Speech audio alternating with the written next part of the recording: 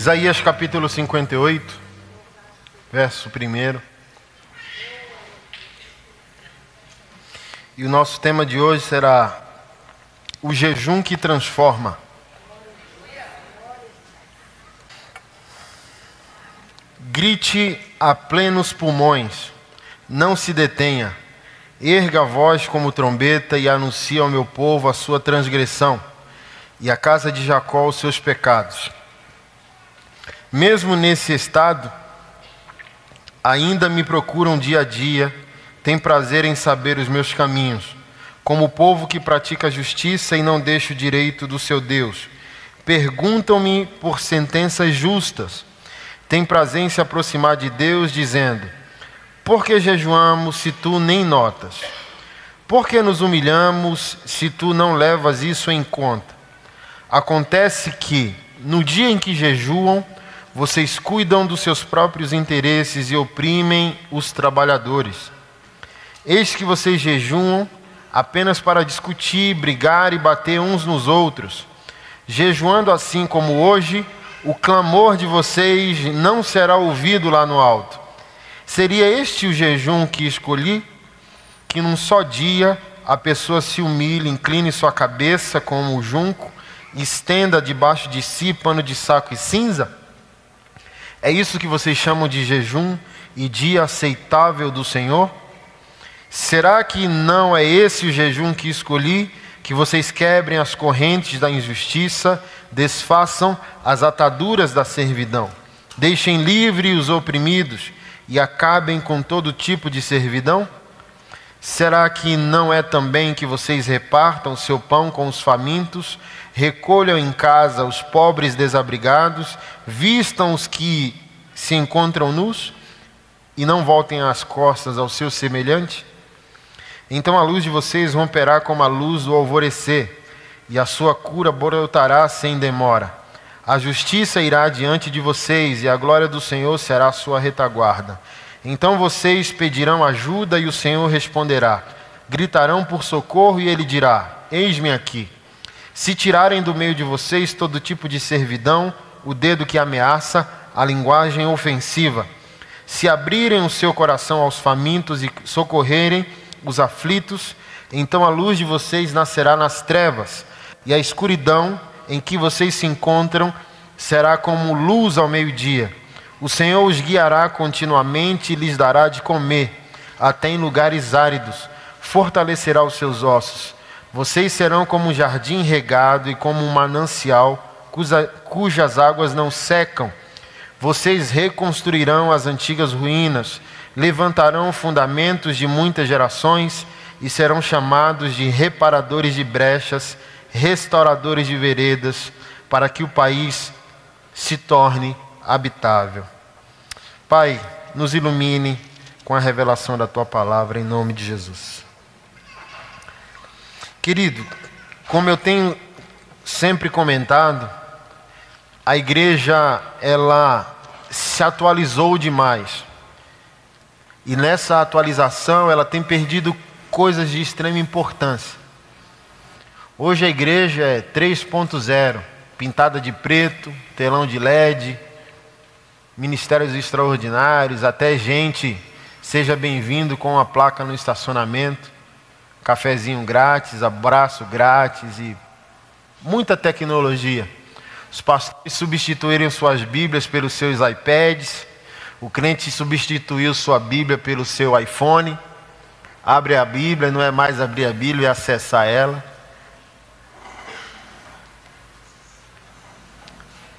E eu creio que tecnologia é uma bênção. Mas eu também creio que o cristão secularizou muito. E é doloroso reconhecer isso, né? Que nós já estamos desviados. Se fala muito de avivamento, e a palavra avivamento é literalmente trazer algo à vida, algo que está morto à vida. Então, só busca avivamento quem está morto. É trágico, né? Então, quando nós tentamos, na igreja do Senhor Jesus, falar do básico novamente, porque o culto virou programação, virou estética, virou atração. nem os pastores se preocupam mais com o que está sendo transmitido, e nem os cristãos têm mais filtro para avaliar se aquilo que está sendo dito é verdade. Eu não gosto desse pastor, esse pastor é gente boa. Não, mas o que define não é se o pastor é gente boa. O que define não é se a igreja é legal, se tem um bom departamento, se a cadeira é confortável, se o culto te agradou. Pergunta se você está fazendo o que é evangelho, se você está fazendo o que a Bíblia ordena, se você está dando uma resposta a Deus. Por exemplo, é raro hoje o cristão falar de disciplina, oração, leitura objetiva da palavra, jejum. É um tempo de resgate. A gente vai usar a palavra avivamento, infelizmente, mas é um tempo no qual nós temos que evangelizar a igreja de Jesus. Olha que tragédia. Você tem que evangelizar o perdido e você tem que evangelizar a igreja. Por incrível que pareça, a maioria das igrejas brasileiras não aguentam mais que você abra a Bíblia, porque o povo agora está recorrendo à autoajuda e não mais à ajuda do alto. Tudo é lícito, desde que a última palavra seja de Deus, seja a Bíblia, seja o que está escrito. Então hoje é ofensivo abrir a Bíblia. É uma pregação excessiva da graça, como se a graça diminuísse responsabilidade. Como graça de Deus fosse sinônimo de uma vida espiritual no diminutivo. Eu estou na graça, então eu devo menos responsabilidade às coisas de Deus. Eu sou leve, né? De onde vem a palavra leviano. Então, quando a Bíblia chama você de leviano, é que você está levando com leveza o que não é leve. Jesus Cristo diz: quer vir após mim, pegue sua cruz e siga-me. Então não tem leveza com o Evangelho.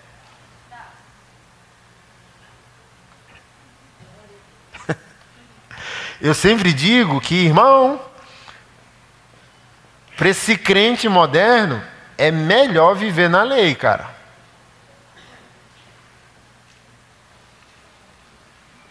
Não queira muita conversa com a graça de Deus, porque a graça de Deus é um raio-x interno e externo. A lei é só um raio-x externo. A lei só regula o nosso comportamento, mas a graça já nos pune de dentro para fora. Já não existe mais o homem de Deus e a mulher de Deus, né? Não há mais um peso. Porque todo o foco foi colocado na experiência do culto.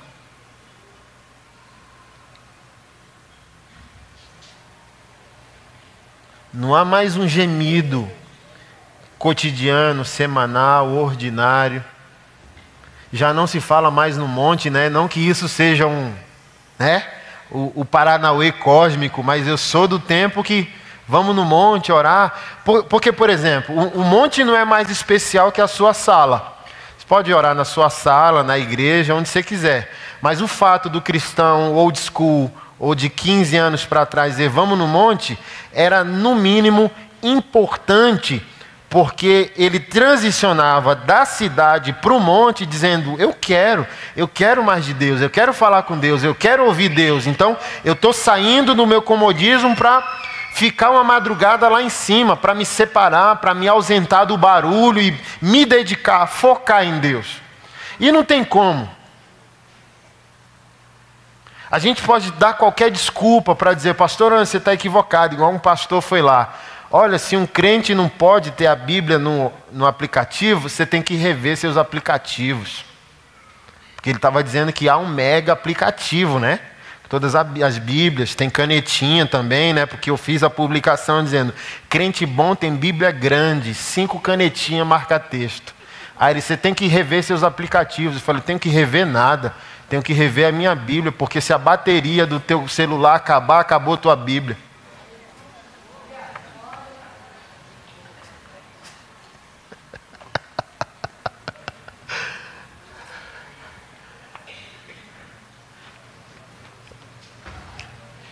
Quem aqui é do tempo que a gente podia ir atrás do homem de Deus e funcionava?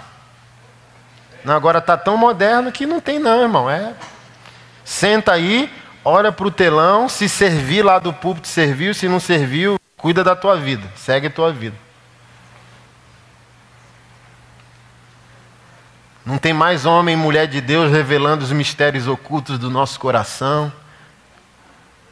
As veinhas estão morrendo, porque já diz, é as veinhas. Então a esperança da igreja ainda é as veinhas do cocó mesmo. Então é o que salva. Porque quando você lembra, fala, meu Deus, eu fui na igreja moderna e não solucionou. Aí você lembrou, tem a cocó lá no PSU. Aí vai, pega o carro, vai lá na veinha do cocó, no PSU e o pau tora. Ó, porque assim, ó, o dedão, assim diz o Senhor. Pá, pá, pá, pá.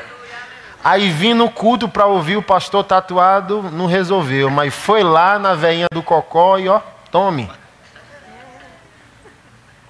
Por quê? O pastor tatuado está muito moderno, está com iPad, tá? Telão de LED, pá. E a veinha do cocó nem sabe o que é Facebook, não sabe o que é Instagram, não está distraída, calinho no joelho, ó.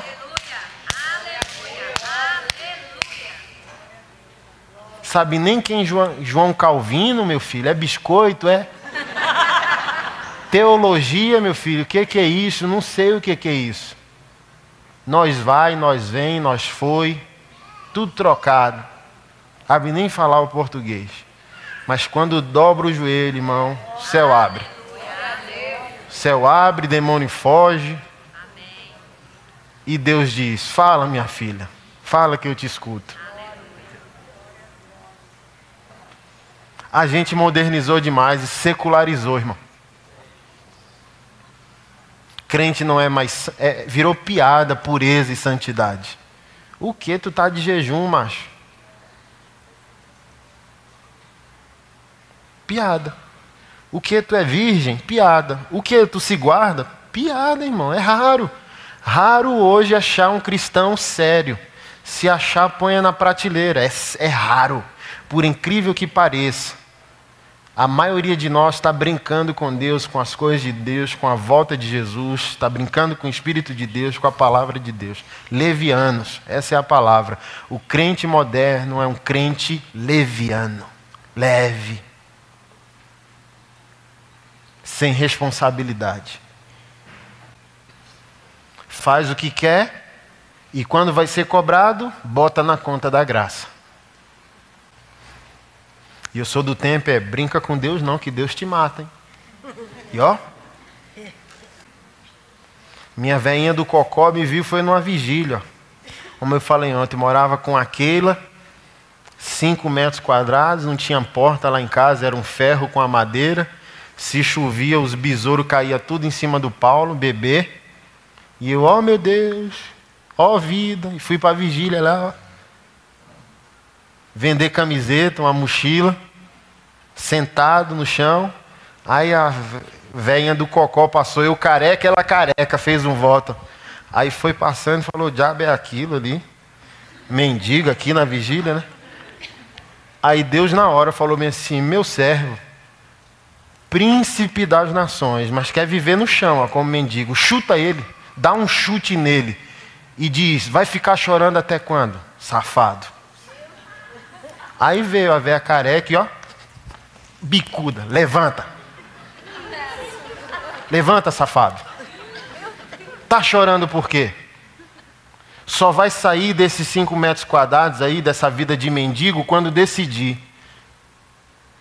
Bora, decide, tira a minha igreja da rua, safado. Porque a igreja era na rua, nas praças, no DI, no CONIC. Bora.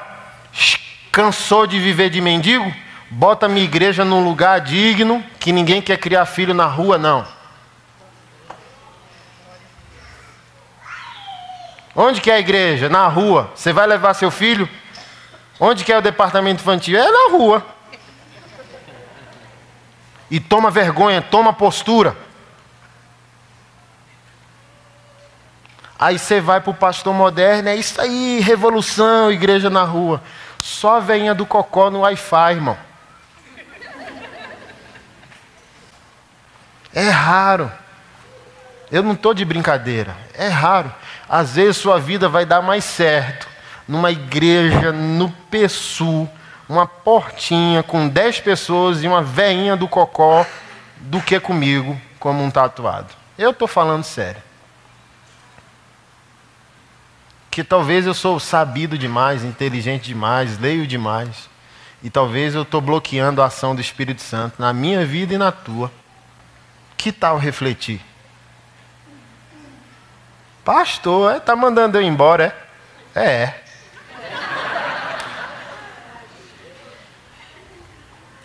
Se você não tem um motivo para ficar, você já tem um motivo para sair. O que Deus fala ao seu coração? O que Deus está falando sobre o seu futuro? Me ajuda aí.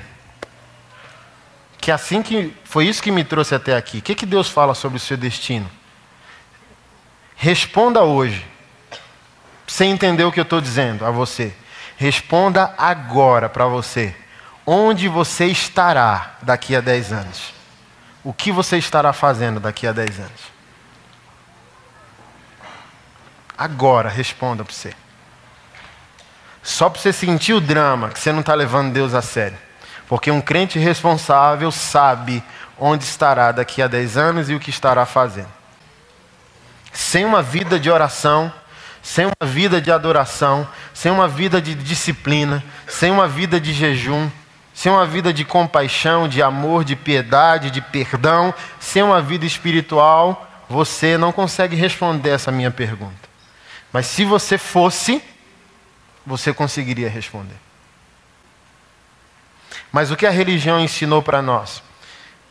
Que a gente tem que jejuar para Deus dar alguma coisa a nós. Que a gente tem que jejuar para ter um carro, jejuar para arrumar uma namorada, jejuar para casar, jejuar para enriquecer. E está tudo errado. Você não precisa jejuar para convencer a Deus de algo que é seu. A herança é sua. É só dizer, pai, eu preciso de um carro por causa disso. Fechou. Porque está lá, vocês não recebem porque não pedem, quando pedem, pedem mal. Então peça um carro coletivo. Deus, eu quero um carro, é para mim, eu quero tirar onda, mas de vez em quando eu vou te servir. Aí Deus fala, joia. Então um filho não precisa jejuar para convencer o pai de algo que é normal, né? Como eu disse ontem, os meus filhos não me imploram para tomar café da manhã.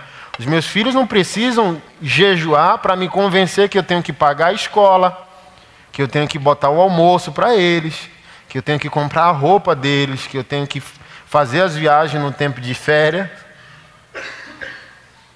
Então o cristão foi convencido pela religião que ele tem que jejuar para convencer Deus de algo que já é dele.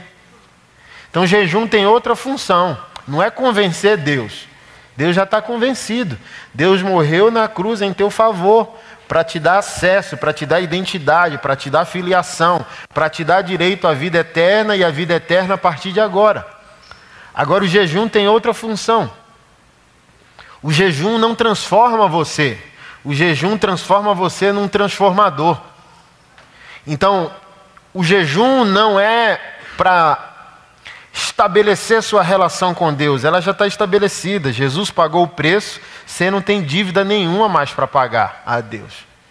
O jejum agora tem uma outra função, que é quebrar todas as estruturas malignas que te impedem de enxergar o que Deus enxerga. Por isso essa repreensão aqui de Isaías. Ele diz, como pode o povo de Deus jejuar e não conseguir enxergar o que Deus enxerga? Como pode haver disciplina espiritual e iniquidade junto? Como pode vocês me adorarem e tratar mal o seu semelhante? Então a função do jejum não é me transformar, eu já estou transformado, Jesus pagou o preço. Não é vertical, é aqui, ó. Eu tenho que jejuar para a minha estrutura adâmica ser humilhada e eu conseguir enxergar na horizontal o que Deus enxerga. Porque amar a Deus, todos nós aqui amamos. E ao outro, quem ama aqui? Não responda não. Quem ama o outro? Amor a Deus aqui é unânime, não vai ter um de nós aqui que não ama a Deus. Agora e o próximo? Então Isaías dá uma direção ao jejum. O jejum praticado de maneira correta vai fazer com que eu seja corajoso para enxergar o que Deus enxerga e fazer o que Deus faria. O texto já começa dizendo: grite a plenos pulmões e não se detenha. Ou seja, a prática do jejum vai nos tornar corajosos. Toda disciplina espiritual, eu recomendo você a comprar o livro Celebração da Disciplina, de Richard Foster. Vai ter adoração, jejum, comunhão, comunidade. Então tudo isso é disciplina, né, do cristão. Então olha que interessante, ele diz: o cristão afirma que não jejua ou não gosta de jejuar, porque o jejum o deixa irritado. Ele diz: aqui que está o segredo, o jejum não te deixa irritado, o jejum revela o quão irritado você é. E aqui que está o segredo, quanto mais o jejum te irritar, mais você vai ter dimensão da sua submissão à sua velha natureza adâmica. É essa mesma irritação que faz você explodir no casamento, que faz você não ser fiel. Essa mesma irritação que movimenta toda a tua vida na horizontal, familiar, emocional, sexual, social. Então com Deus está tudo bem. Jesus me deu conexão, eu adoro Deus, amo Deus, peço perdão pelos meus pecados. Agora, quando o jejum revela quem eu sou, principalmente por meio da irritação, é aquela irritação que é o impulso para toda a minha má atitude aqui. Suspeitar mal, não amar as pessoas, não perdoar as pessoas, disputar, rivalizar, trair, mentir.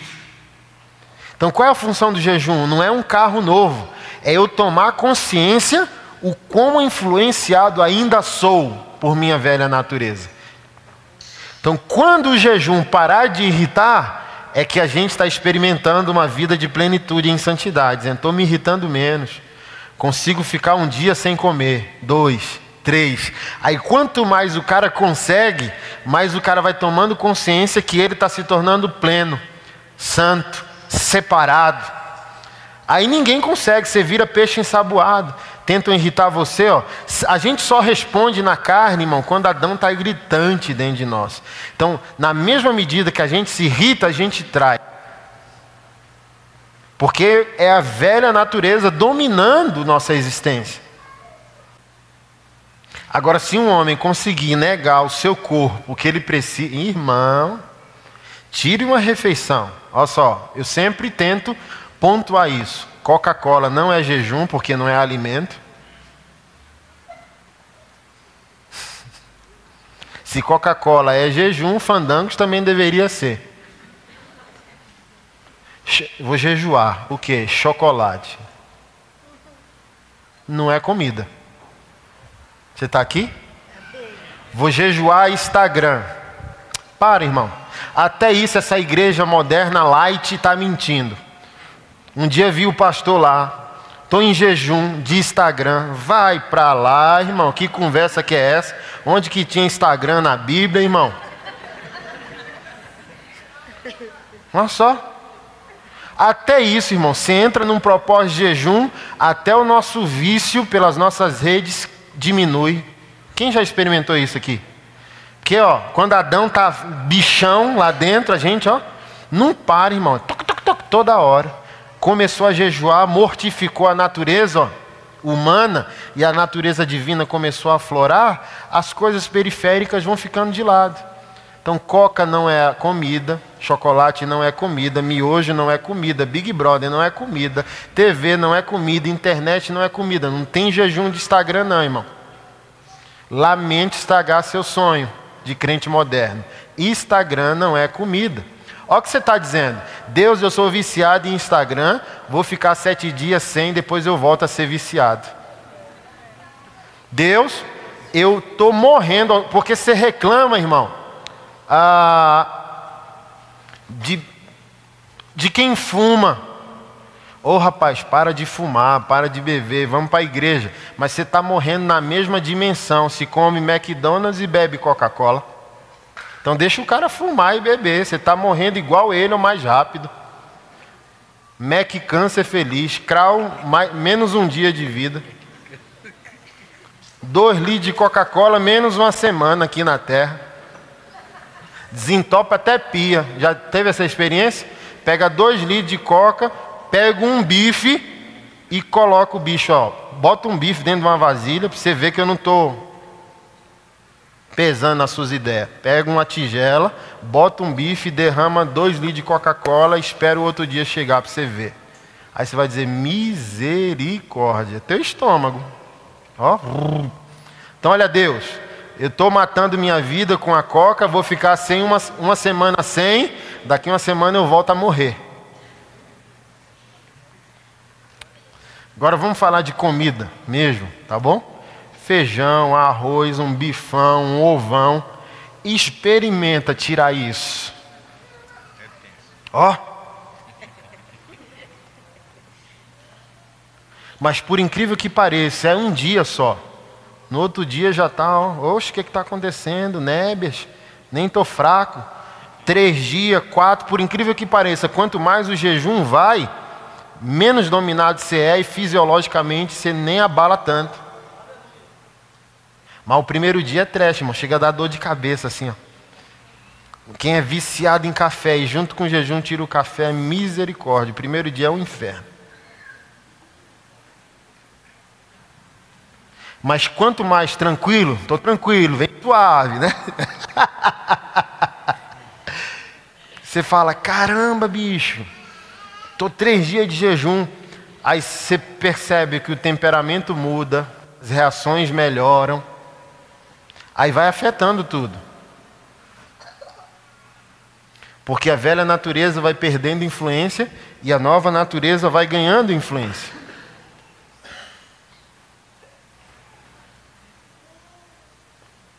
Me falaram que tem um pastor em São Paulo tipo zumbi. Tão magro que é, mas nada passa desapercebido. É o giraia de Jeová. Não tem um doente perto dele que fica doente. Então é melhor viver como um zumbi e o céu conseguir fluir por nosso intermédio do que ser moderno demais, chique demais, cheiroso demais, irmão. E é só tecnologia, velho. A gente é povo de Deus, Deus habita em nós, a gente tem que ter uma vida extraordinária. A gente tem que ter uma vida surpreendente, a gente tem que ter uma vida fora da curva. E não tem segredo, irmão. Não é teologia que vai te dar, não é mais um livro, não é mais uma pregação, não é pastorzinho famoso, não é mais uma conferência. É Jesus dizendo, essa casta só sai por meio de jejum e oração, irmão.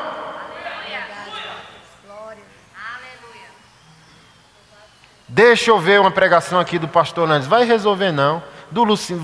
Ninguém vai resolver, irmão. Joelhinho no chão.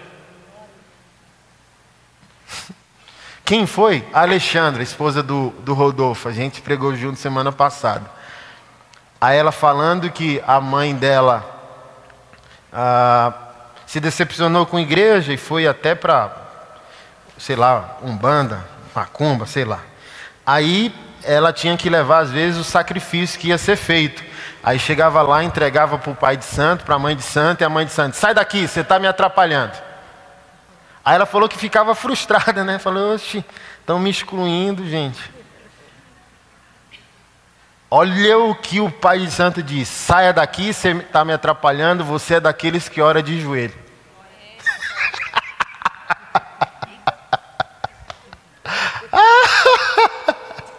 Porque o crente moderno é tecnológico. Deus, tu sabes, amém. E as trevas estão dizendo, bicho, crente raiz a gente respeita, crente Nutella a gente faz o que quer. Ó a fala do demônio, saia daqui, você está me atrapalhando, você é daqueles que ora de joelho.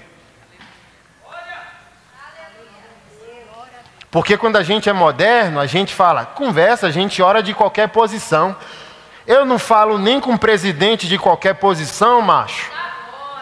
Vou falar com Deus de qualquer posição? Não falo com presidente de bermuda, ó. Chego lá de bermuda e havaiana jogada, e aí, Bolsonaro? Aí já vem um assim, levanta, vagabundo. Tá pensando o quê? Irmão, não vai dar certo essa geração moderna que está chamando nas canções Deus de você e pastor de Senhor. Não vai dar certo. Só quero ver você. Aí chega para o pastor, Senhor, ô pastor, pai. Que é isso, gente? Não pode não, pastor, chamar Deus de você. Nem minha mãe deixava, irmão. Meu beiço é grande, ficava 3D. A chinela voadora assim, ó. Toda mãe tem uma chinela voadora, irmão. Você corre, volta aqui, aí você corre e a chinela voadora atrás, ó. Você trancava no banheiro e falou, acho que ela esqueceu. Aí quando você abria a porta do banheiro, a chinela voadora estava lá. Na sua cara. Você, ó, ei. Aí eu ia pra rua, ó, a beiça é grande. Que foi, Andinho? Era meu apelido, era Andinho. Ô, bicho, minha mãe, velho.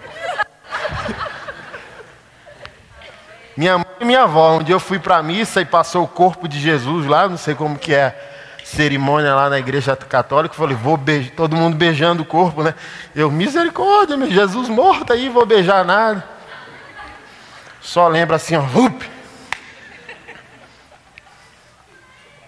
Irmão, a sociedade que deu certo é a sociedade raiz mesmo. Quando a sociedade era raiz, irmão, tinha bullying e a vida seguia, ninguém morreu, ninguém se matou, ninguém se mutilou, Deus era Senhor, Deus era Deus. Aí tudo começou a dar errado, né? Como eu sempre digo, o metiolate parou de arder, uma geração frágil que não aguenta nenhum bullying numa escola, já quer morrer, não aguenta pressão, geração fresca, quick, que a geração raiz é Todd mesmo, e a geração fresca é a vovozinha, né? Ô vó, faz o quick, quero rosinha, né? Aí ficava o bigodinho. Não aguenta mais nada. Como vai aguentar uma geração que está chamando Deus de você? Se o assunto for temor, não tem temor, irmão. Porque quando você vai chamar esse crente para a chincha, ele é tão sensível, tão humanizado, tão carnal, que ele não consegue ser chamado na grande, como diz no Recife. Chama na grande, chama na responsa, não aguenta. É de açúcar. Eu sou da época que temor ainda era coisa válida na casa de Deus. Onde a gente tinha medo dos homens de Deus. Quem é dessa época aqui? Medo. Um dia eu perguntei para Deus, por que as pessoas não estão sendo julgadas? Eu sou da época que o julgamento de Deus era rápido.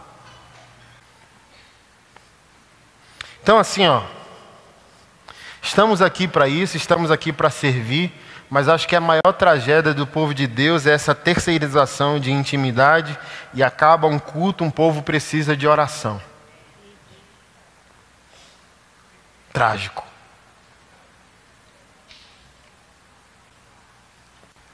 Estamos aqui para orarmos uns pelos outros, mas todos nós somos filhos de Deus sem mediador algum, com acesso direto ao Pai. Então a gente busca ajuda naquilo que está insuportável, mas não é para substituir o que você já disse diante do seu pai. Eu tenho 3 filhos e eles não precisam procurar você para falar comigo. Deus quer ouvir você. Mas você modernizou demais que nem consegue comungar com o seu pai. Você precisa vir para um culto público para ter uma experiência sensorial para se perceber como um crente, para perceber que Deus ama você, sendo que você deveria vir para o culto também para expressar uma experiência que você está tendo com o seu pai fora desse culto. Então você não vem aqui só para receber algo, você também vem aqui para transmitir algo que você viveu com Deus fora da igreja. Sou dessa época, eu fui batizado ouvindo o Kleber Lucas, o primeiro e segundo CD. Então fui para o culto e alguém lá no púlpito, ó, a graça de Deus está aqui. Alguém disse, ó, busque o Espírito Santo, busque o batismo com o Espírito Santo. Eu falei, então fechou. E eu voltei para casa, fechei meu quarto, botei Kleber Lucas lá, ó. Eu falei, eu quero uma música, 2, 3, 4, nada. E eu quero, oitava música, o Espírito Santo, bum. E eu, racatarabalaiará, meu Deus, é real. E ó, não tem mais isso. Sabidos demais, teológicos demais, cadê o Espírito Santo? Buscávamos antigamente revestimento de poder, oração em outras línguas. É top demais, irmão. Não tem mais isso. O meu primeiro pastor chama Valceli. Ele era bispo na igreja Renascer. Teve todo aquele problema, né? Saiu muitos pastores desviaram por causa dos escândalos que teve. Aí ele me encontrou na rede social dizendo, caramba, é você, meu Deus da glória. Olha o que aconteceu com a sua vida. Eu falei, sua geração fez um ótimo trabalho. Eu temia Deus, esses homens me ensinaram o temor do Senhor. E foi isso que me trouxe até aqui. Não foi tecnologia, não foi livro, não foi pregação de ninguém. Foi temer, amar e adorar a Deus e obedecer a sua palavra, irmão. Crer até na capa da Bíblia. E não tem mais isso. Crente fast food, rápido, tecnológico, entendeu? Inventando as teologias malucas que saltam na cabeça. Outro dia entrei nas minhas redes sociais e os camaradas... Eu falei, que doideira! O povo de Deus não tem mais o temor como guia. O povo de Deus não consegue mais ser chamado na responsabilidade. Na minha época, um pastor podia dizer que o crente não dizimista está roubando Deus. Hoje, se eu falar isso, amanhã você me põe no Facebook. Antigamente nós orávamos e acontecia.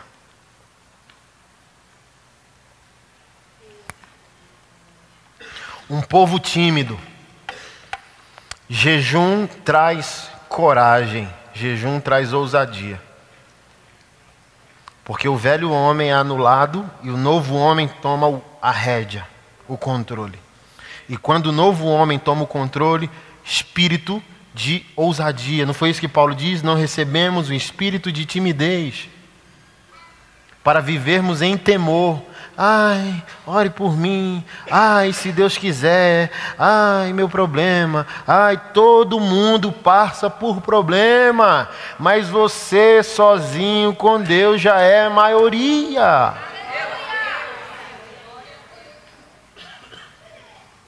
Coragem para orar sabendo que você está sendo ouvido. É o que eu sempre disse. Há uns 5 meses eu desci no aeroporto de Curitiba. E o Espírito Santo me visitou ali dizendo, saudade. E eu comecei a chorar dizendo, meu Deus, estou pregando quase todo dia no automático. Trabalhando para Deus, sem Deus. Oi? Olha que doideira. Desço no aeroporto para fazer a obra de Deus, aí Deus vem e diz, saudade de você.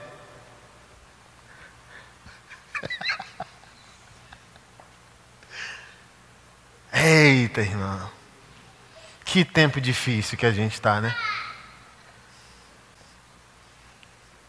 Aí tem muitos de nós, né? Com todo respeito, tem irmãos que ensinam oração 24/7, né? Que é orar 24 horas, 7 dias por semana. E eles viajam para ensinar. Se eles estão viajando para ensinar, eles não oram 24/7. Tá difícil, irmão. Porque a gente quer vender uma ideia que nós nem estamos vivendo. Como se intimidade com Deus fosse um produto a ser vendido, comercializado. Erga a sua voz como trombeta e anuncie a todo o povo a sua transgressão. Gente que não jejua não tem coragem de denunciar pecados, nem os seus, nem um dos outros. Irmão, eu estou com saudade do tempo que pecado era pecado e não erro. A gente está numa época que pecado é erro. O irmão errou. Não, o irmão pecou, irmão. O irmão não errou, o irmão pecou. Não é imaturidade, é pecado. Não é erro, é pecado. Mas é ofensivo pronunciar a palavra pecado. Porque a gente está no tempo do deixa quieto, né? Aí o Senhor diz, mesmo nesse estado, eles ainda o procuram por mim dia a dia, têm prazer em saber meus caminhos. Ó, você continua sendo crente.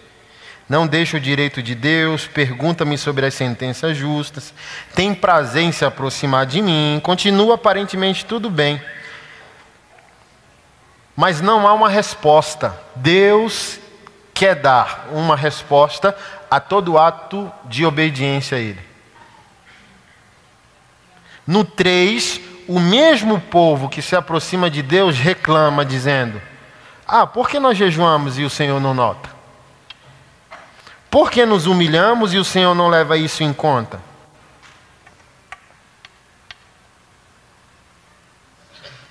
Ou seja, se você pode cobrar a Deus do que você fez, você não fez para Deus. Deus, por que jejuamos e você não nota? Então, se você pode dizer isso a Deus, você nunca jejuou para Deus. Deus, por que eu dizimei e ofertei e o Senhor não me prosperou? Porque você nunca dizimou e ofertou para Deus. Se você pode cobrar a Deus, nunca foi de verdade. Porque o que você faz para Deus em nome dele, com poucos dias você esquece. A obediência cristã sofre de amnésia, porque não é uma obrigação, é biológico, é orgânico. Eu faço o que tem que ser feito e acabou. Então o bem que eu faço, eu não contabilizo para cobrar Deus ou cobrar alguém. Não, o que eu fiz decorre do que eu sou. Eu fiz porque eu sou. Não faço para ser. Eu faço porque sou. Então é biológico, é orgânico. É o que eu sou. Eu oro porque eu sou. Eu adoro porque eu sou. Eu dou o meu dinheiro porque eu sou. Eu congrego porque eu sou. Eu amo porque eu sou. Perdoo porque eu sou. Eu sou. Aí o Senhor diz: no mesmo dia que vocês jejuam, vocês cuidam dos próprios interesses. Ou seja, a estrutura operacional de Adão não morreu. Eu estou fazendo o sagrado, mas continuo vivendo no automático. Vocês jejuam para mim, e no mesmo dia que jejuam para mim, continuam fazendo ou administrando a vida de vocês como se vocês não tivessem dono. Oprimem os trabalhadores, ou seja, jejua e nega o direito de alguém. Vocês jejuam, olha que doideira, vocês jejuam apenas para brigar e bater uns nos outros. O cara está jejuando desde as 8, chega 3 da tarde, ele tem uma experiência com a esposa, no casamento ou no trabalho. O que foi? Ou seja, não é jejum. Não mortificou, não matou, não anulou a velha natureza. Vocês jejuam para mim, continuam brigando, discutindo. Aí no 6 o Senhor disse: não é esse o jejum que eu escolhi?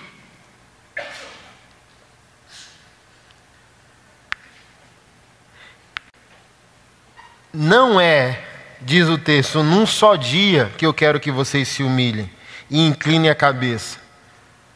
Não é fazer num dia e 364 outros dias do mesmo ano, você viver como se Deus não existisse, como se você não devesse responsabilidade a Ele. É a mesma coisa de um irmão católico não comer peixe em um dia e comer a carne do seu irmão o ano todo.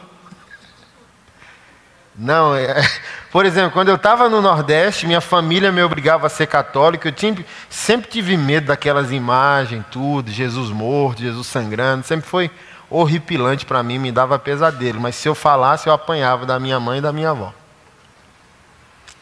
Mas irmão, se no dia lá, qual é o dia? Quaresma, é? Que não pode comer o peixe? Só pode comer peixe?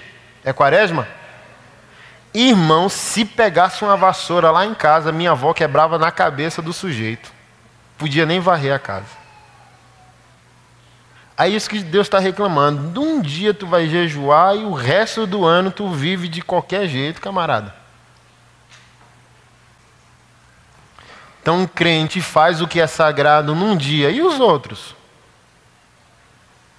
Por isso que eu disse na hora da oferta, Deus não quer uma oferta, Deus quer que você seja um semeador.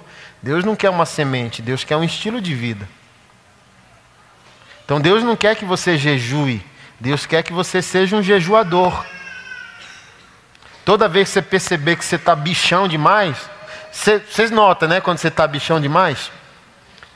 Deixa Deus chamar, ei macho, venha para cá, relaxa, vamos dar uma adorada, vamos dar uma orada. Ore em línguas, irmão, orar em línguas controla até a nossa ansiedade. Caio Fábio, no ápice dele, quando ele era menos amargurado, ele fala de oração em línguas de uma maneira tão linda, irmão. Ele diz, oração em línguas é como um pirulito na boca de uma criança. É o consolo dos céus, aqueles que nascerão de novo.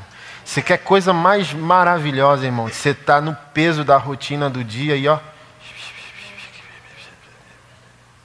ansioso, pagar as contas, problema no casamento, dívida, filho, e puxa, e mensalidade, e tudo. Olha que presente o céu nos deu. Lavando louça com aquela ansiedade, além de estar falando com Deus, não é da conta de ninguém, né? Porque a Bíblia diz, aquele que ora em línguas fala com Deus em mistérios e ninguém entende. Ou seja, não é da sua conta. Um dia alguém chegou para mim e disse, eu não creio em oração em línguas, porque só vi uma vez que foi de verdade. Aí eu falei, você é estúpido, isso que você é. Porque a Bíblia diz que aquele que ora em língua fala sozinho com Deus em mistérios. Então não tem como você não tem direito de entrar na experiência do outro. Só uma vez que eu vi que é de verdade. Olha que petulância. Se a Bíblia está dizendo que é um dom pessoal, só pode ser usado na igreja se o cara for bichão ao ponto de orar em línguas e tiver coragem para interpretá-las. Mas imagina ser na lida da vida, cansado, ansioso, e ó, com um pirulito celestial na boca. Às vezes meus filhos me pegam, né? Quando eles me pegaram a primeira vez, dizem, mãe, o que foi, menino? Pai está cochichando, está fofocando. Não, ele está orando. Oxi, ora assim. Está orando em línguas. Em línguas? O que é isso? Aí tem momentos que o crente passa por uma batalha tão mais fácil e às vezes você não consegue responder. Mas a palavra está dizendo que aquele que ora em línguas falou com Deus em mistérios. E adivinha como é a resposta? É Deus devolvendo a você o resultado da oração em línguas numa estrutura interior capaz de aguentar os momentos de crise e pressão. Então tinha situações no passado que quando você enfrentava esmagava você, destruía você. Aí tem situações que é dolorosa, mas você passa em triunfo e diz, meu Deus, um dia eu passei por uma situação tão com classe, sofri com elegância. E disse, meu Deus, por que eu não derramei uma lágrima? Ele disse, porque você ora muito em línguas. Você é grande por dentro, é magrinho por fora e Schwarzenegger por dentro.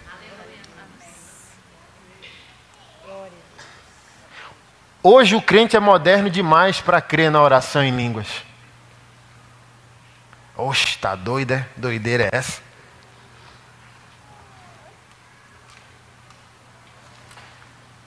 crente não ora mais, não adora mais. Vai ouvir uma pregação, está atribulado, ele diz, vou entrar no YouTube para ouvir uma pregação, para tentar me resolver. Não, irmão. Vá orar, vá adorar, vá orar em línguas, vá fazer um jejum radical. Chama o bichão interior para brigar, bora pro jejum, bora botar para jogo aí, vamos ver quem eu sou. Então, tirou o café e o almoço, tu vai ver o bichão grande que tu é, viu? O texto não está dizendo que a prática social é jejum. Não confunda. Ele diz, olha, não é esse o jejum que eu quero? Que vocês quebrem as correntes da injustiça, desfaçam as ataduras da servidão, deixem livres os oprimidos, acabem com todo tipo de servidão.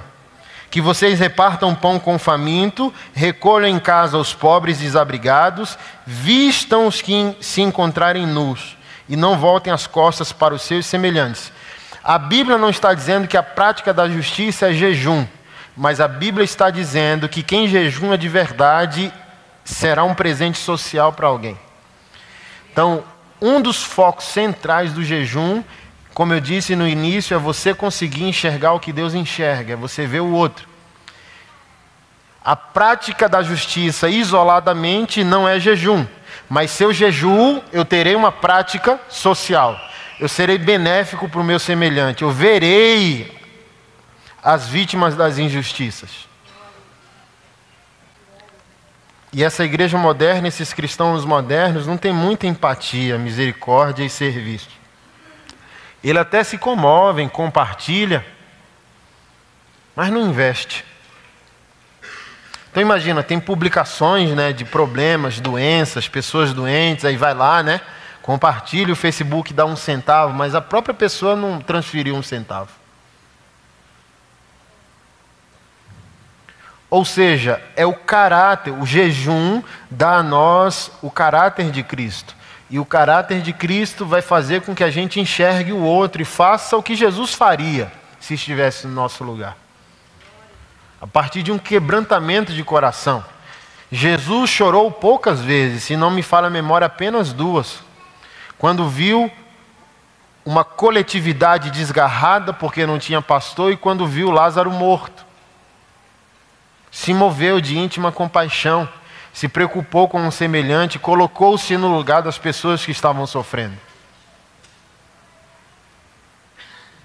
Então tem crente que acha a obra de Deus bonita. Pergunta se ele está envolvido com isso. Pergunta se ele botou o dinheiro dele para jogo. Tudo porque sua natureza adâmica é grande. É influente ainda na sua vida. Porque se a natureza adâmica for mortificada, a natureza divina de Cristo Jesus te revestirá. E te dará uma nova vida, te dará uma nova visão de mundo.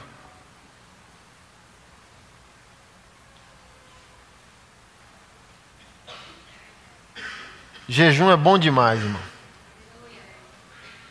E precisamos resgatar essas práticas cristãs.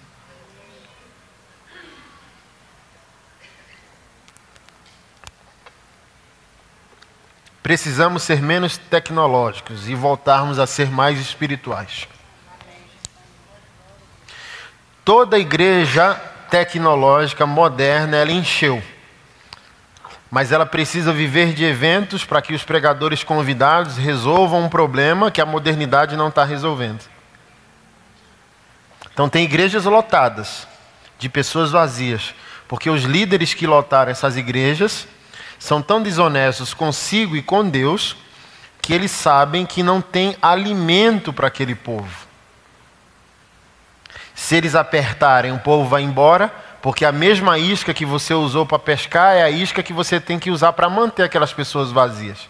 Então fez uma festa e botou o povo para dentro, então tem que viver de festa para o povo não sair. A maioria das igrejas são pretas, grandes, muita gente, muito evento e não tem mais a família por trás, não tem mais comunidade. A igreja é uma comunidade. As igrejas cresceram, modernizaram, mas secularizaram, porque não existe mais a família da fé. Acabou o culto, as pessoas, principalmente em Brasília, capa o gato. Ninguém sabe o nome de ninguém, eu não fui para a igreja para me importar com ninguém, só fui atrás da minha bênção e do meu produto. Aí as igrejas, fábrica, fazem o evento. Você quer o quê, coisa linda? O Cláudio Duarte é para a família, quer rir? Eu levo. É o Anderson Silva para falar de masculinidade? Eu levo. É o cantorzinho? Eu levo. Aí você vai ali, adora a Deus pela nuca do irmão, que você nem quer saber o nome. Acabou o culto? Secularizamos. Essa é a verdade. Porque antigamente, igreja era comunidade, igreja era família. Podia ser grande, o problema não é ser grande ou pequena. Mas aí, Rick Warren, por incrível que pareça, né, o escritor daquele livro, Igreja com Propósitos. Quando ele escreveu esse livro, a igreja dele tinha 28 mil membros. Aí olha o que ele disse. Cada vez que uma igreja se torna maior, ela tem que se tornar menor. Porque ela é uma comunidade, ela é uma família. Como? Não sei. Não é palavra dele, é minha. Mas a igreja não pode crescer e esquecer que ela é uma comunidade. Então, por exemplo, um dos meus mentores é o pastor Carlito. 19 mil membros tem a igreja dele. Eu nunca me senti tão confortável numa igreja grande. É grande e pequena ao mesmo tempo. Eu fiquei chocado assim, meu Deus, cara, que da hora. Ninguém está deslocado, entendeu? Ninguém está perdido. É do tipo assim, é um trabalhão, né, para funcionar, né? Então tem mais de 150 ministérios para tudo. Gente sem um braço direito, gente sem um braço esquerdo, para idoso, para criança. O que você pensar tem o grupo. E ninguém fica só. Então é grande e é pequeno. E o que mantém? Tem a casa de oração, é a principal construção. Tem um templo maior, o templo menor, o templo do adolescente, o templo da criança e a casa de oração de vidro. Aqui, ó, vem aqui, ó, pega o pirulito espiritual e vem aqui. Aleluia, vem aqui no Nébias. A igreja modernizou, não tem o culto de oração mais. A gente fez o teste aqui. Não vem, irmão, crente não ora mais, não. Crente só quer, ó, ver as notícias do feed. Quem morreu, quem matou. Aí dá uma passadinha no versículo do dia, né, na sorte. Tem a Bíblia online no seu... Aí tem um versículo do dia. O Senhor é meu pastor, nada me faltará. Aleluia. Aí deu Ctrl+C, Ctrl+V, postou no Facebook com a foto com decote. O Senhor é meu pastor, nada me faltará. Estamos uma tragédia, irmão. Que a irmã posta o bundão dela lá no Instagram com versículo. A irmã posta o decotão dela lá com versículo. O irmão posta o abdômen dele lá na academia, ó. Uma tragédia. Calcinha torando, até os pastores estão usando calça de leg, irmão. Tem pastor, ó, moderno, com a calça de leg torando os ovão. Que é isso, gente? Eu assim, ó, custei acreditar. Esse cara tá com a calça de leg, Jeová.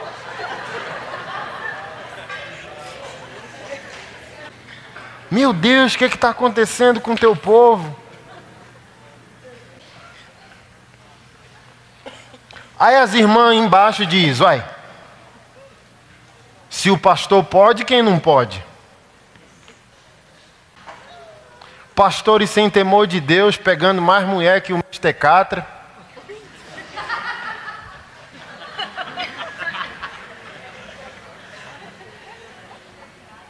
E antigamente era sério, né? Casamento, divórcio. Hoje, ó,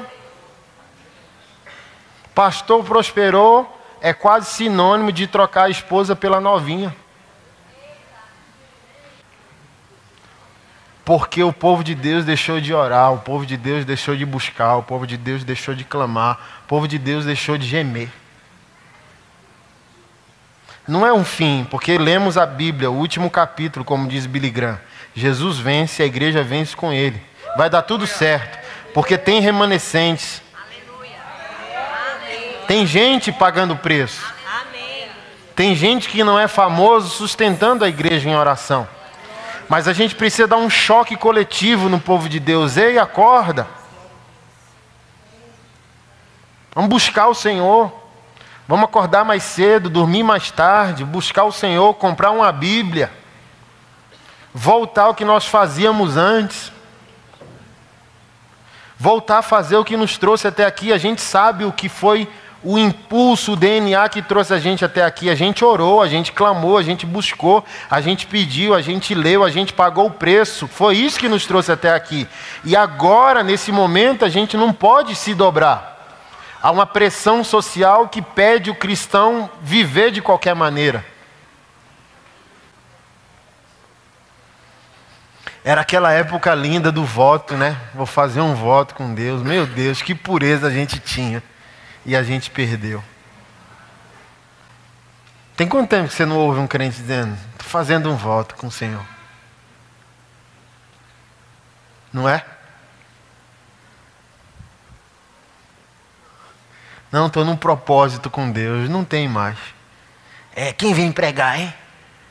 É a igreja show, é a igreja evento. É a igreja espetáculo. E Charles Spurgeon, um pastor batista, falou há 200 anos. A igreja virará um circo e os pregadores virarão palhaços. Esses dias eu vi o filho do Tiririca, né, Tirulipa, falando um trem assim, ó, que crente não fala. Aí eu falei, meu Deus, olha que tempo ruim, né? Os palhaços são homens de Deus e os homens de Deus são palhaços. Pegou ali o Neymar e ó, aí saiu do Neymar e começou a esculachar todo mundo. Busquem Deus, Jesus está voltando, leiam Bíblia. Eu estou lendo Bíblia todo dia, 6 meses, eu estou orando direto, lendo Bíblia, e está acabando um show de piada, e quando acaba um show de piada, ele diz, você pagou e veio aqui para rir, mas agora eu quero falar sério, eu quero falar sobre tua vida eterna, e ó, tome. Aí eu falei, o palhaço é homem de Deus, e o homem de Deus virou palhaço, que está tratando a casa do Senhor e o povo de Deus de qualquer maneira. Cadê o povo de Deus corajoso com o dedão que tinha antigamente? Ei, Deus está vendo, viu? Essa safadeza sua aí. Ó. Sou dessa época, irmão. Sou da época que você temia assim, ó, você via uma pornografia, fazia uma masturbação e fala, misericórdia, dia de culto. Porque tinha os crentes radar, irmão. Ó, tinha assim, ó. Entendeu? Eu lembro, irmão, quando a nossa igreja era no Conic, aí tinha uma moça que estava com a gente na liderança. Num sábado lá, o manto desceu, irmão. Pense num trem brabo, assim, ó. A glória de Deus veio. Quando a glória de Deus veio, Deus disse, ela está nesse exato momento com o namorado em tal lugar, transando. Eu falei, eita. Peguei o telefone e liguei. Fulana, tu não veio para o culto, tudo bem? Tudo, pastor, e tal, não sei o que, lá. Eu falei, ó, sem vergonha, tu está em tal lugar, dando para o teu namorado. Assim diz o Senhor.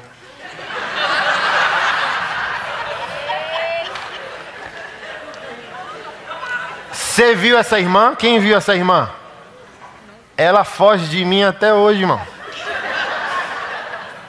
Que onde há um homem de Deus não há brincadeira. Quando Deus leva, quando um homem e uma mulher leva Deus a sério, as pessoas fazem o cálculo antes de entrar na igreja. A igreja está grande, mas ela está vazia. Antigamente, porque a gente levava a sério, as pessoas só queriam ser crente quando faziam a conta. Eu só vou entrar se eu entrar de verdade.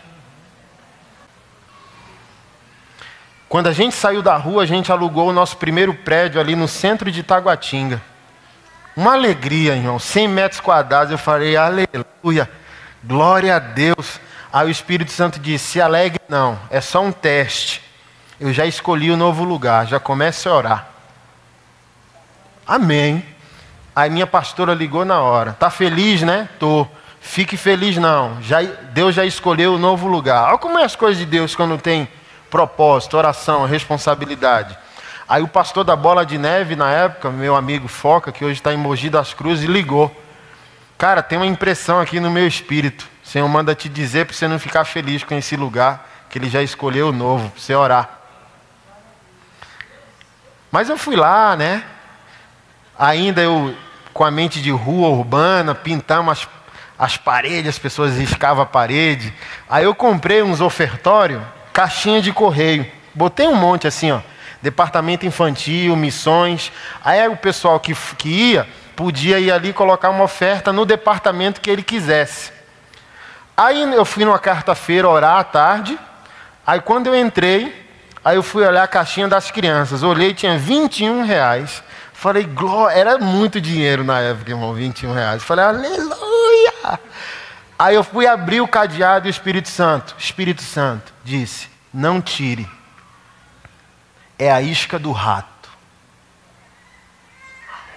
Ô, louco! Isca do rato? Rato uma pessoa? O Senhor está chamando um ser humano de rato. Ele diz, eu chamei de cachorro, de serpente, de víbora, por que eu não chamo de rato? É a isca do rato. Deixa aí o dinheiro. Deixei. Domingo, eu fui mais cedo para orar, abri a igreja. Quando eu fui olhar a caixinha das crianças, o R$20 estava lá? Sumiu. Aí na hora o Espírito Santo disse, o rato é o fulano. Pastor Anderson, quando eu tenho certeza que é Deus falando? Quando você não tiver amantes.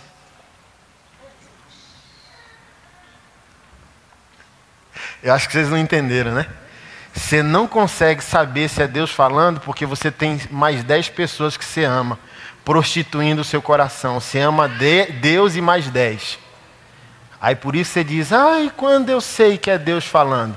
Como eu decidi não ter amante, eu só tenho um Deus e um amor, que é Ele.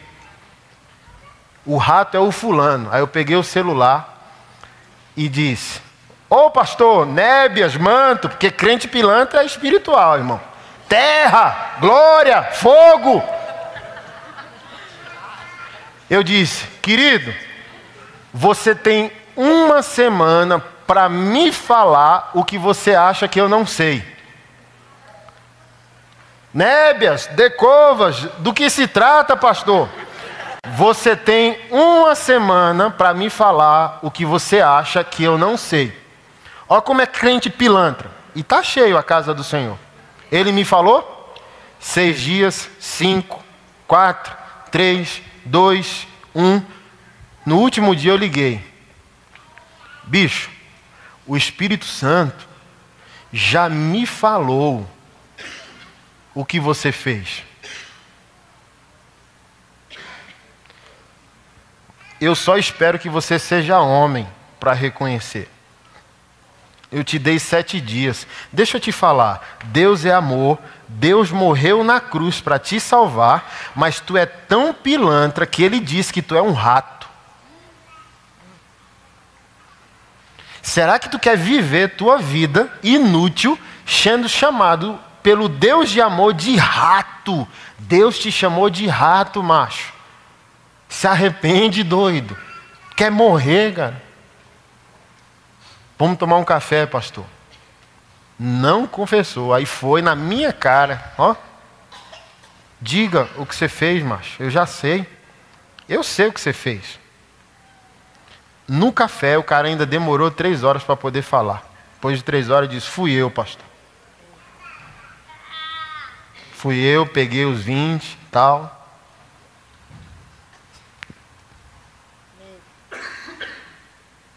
Jejum e oração. Você não é enganado. Jejum e oração. Intimidade com Deus. Vida no Espírito. Ser crente doidinho, ó. E trabalhar, ó.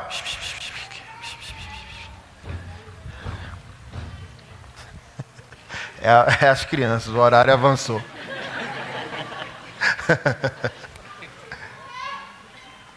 Vida no Espírito.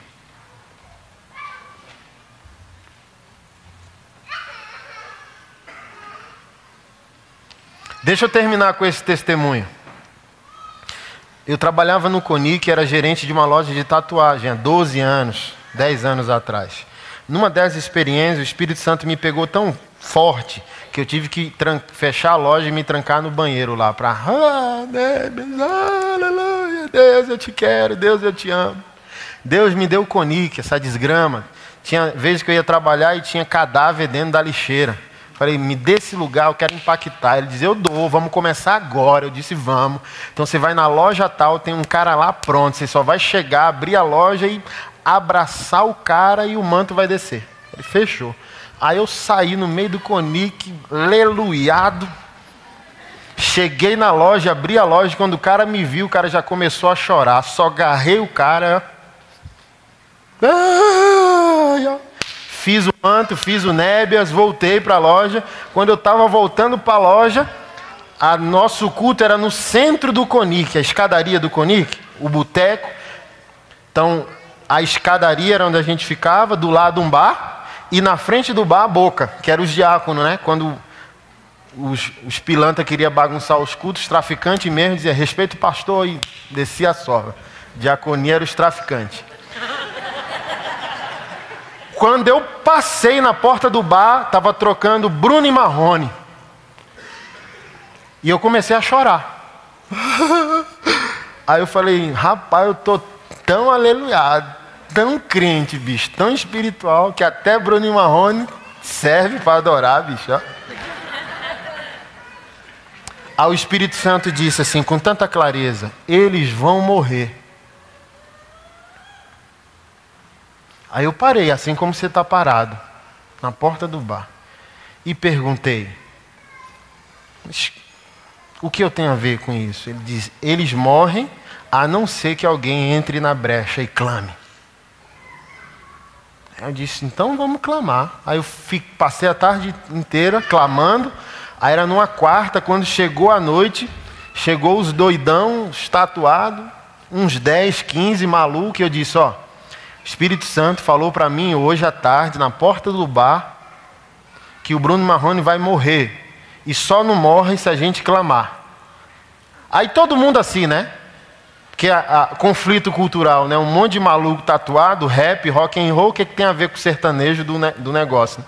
Mas a gente não é tatuado, a gente é homem de Deus. E esse é o escândalo do Evangelho, né? Eu só lembro, irmão, da cena maravilhosa de 10, 15, 20 malucos tatuados, jogado no chão, escorregado no chão do conique, clamando, chorando, Deus, Deus, Deus. Você lembra, uma semana depois, o helicóptero do Bruno e Marrone caiu no centro de uma cidade. E ninguém morreu. Nem sabem que foram poupados para serem salvos. Não sei se são, não sei se serão, mas Deus só poupou. Esse DVD gospel eles só vão ver lá, na Nova Jerusalém. Ei, macho, vocês só foram salvos porque uns camaradas esquisitos clamaram vocês. Entraram na brecha, oraram, clamaram. Então a gente tem que voltar a isso, moço.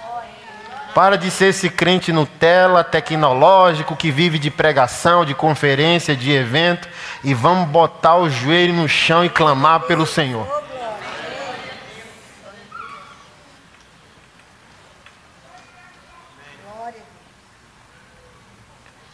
Porque onde há um crente responsável, há uma história para contar sobre Jesus. Não tem mais, irmão, nem tem espaço para testemunho mais no culto da igreja moderna. Porque ninguém tem testemunho, Deus não está fazendo nada.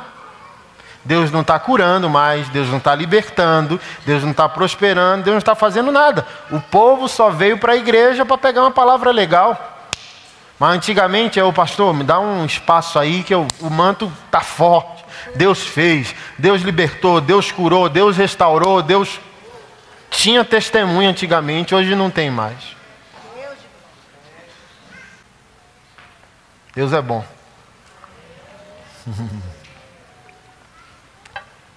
Vamos fazer um dever de casa? Jejum de segunda a sexta, quem topa? Mas é jejum, chocolate não. Quem aguenta, tire tudo. Quem não aguenta, tire um. Quem trabalha muito e precisa se concentrar, tire só um. Mas quem está sem trabalhar, trabalhe para Deus, tire tudo. Ontem eu dei o testemunho do Dave Robertson, que é um pastor que fala muito de oração em línguas. Irmão, ele começou a trabalhar para Deus, jejuar e orar em línguas 8 horas por dia. Ele insistiu porque orando 10 minutos, você já orou pelo mundo inteiro. Até pelo diabo você orou. Você fala, caramba, e agora? Vou orar 1 hora, 10 minutos já zerou, né? Aí você fica desesperado, meu Deus, né? Ele insistiu, manteve a disciplina, que ele ficou desempregado e Deus disse, trabalhe para mim. Como? Orando. Ele chegou ao nível que quando ele ia para a igreja, ele começou a ver as enfermidades em 3D, como num raio-x. Ele olhava para as pessoas e via a doença dentro delas. E só colocava a mão no lugar específico, as pessoas eram curadas. É essa igreja que a gente tem que restaurar. A gente não precisa de um novo culto, de uma nova programação, de um novo ministério, nem de tecnologia. A gente precisa orar. A gente precisa jejuar, clamar, viver por propósito. Viver uma vida em santidade.